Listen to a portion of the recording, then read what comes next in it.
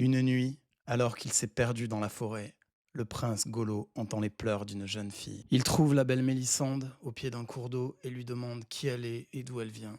Mélisande ne répond pas. Elle se contente de dire que tout le monde lui a fait du mal. Golo emporte Mélisande dans son triste château au bord de la mer. C'est un lieu sinistre au cœur d'un royaume froid et sombre où les habitants meurent de faim. Golo épouse Mélisande et elle rejoint la petite famille royale, repliée sur elle-même. Mélisande semble traumatisée. Elle porte un secret, mais elle ne le révèle pas.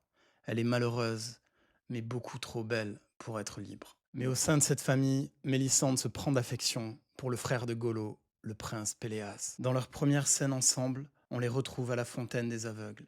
Mélisande jette son anneau de mariage au fond des eaux noires. Péléas et Mélisande est une pièce de théâtre écrite par Maurice Maeterlinck. C'est une œuvre étrange et symbolique qui semble issue d'un rêve. Les personnages sont perdus dans les ténèbres, à tel point qu'on a l'impression qu'ils sont tous aveugles. Il y a énormément de non-dits et une grande partie de l'histoire se déroule hors champ, en particulier la relation entre Péléas et Mélisande. Mais aussi, par exemple, le fait qu'on a l'impression que c'est la famille royale qui a organisé la famine de son royaume. Où sont tes yeux?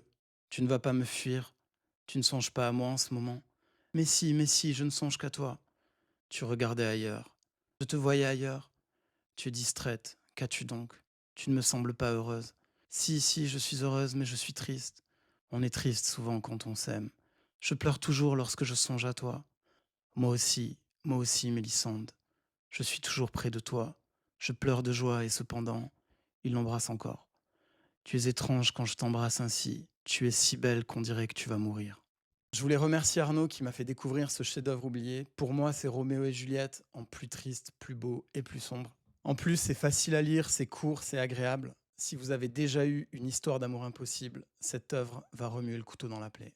Si cette vidéo vous a plu, n'hésitez pas à liker et vous abonner, ça m'aide énormément. Merci infiniment.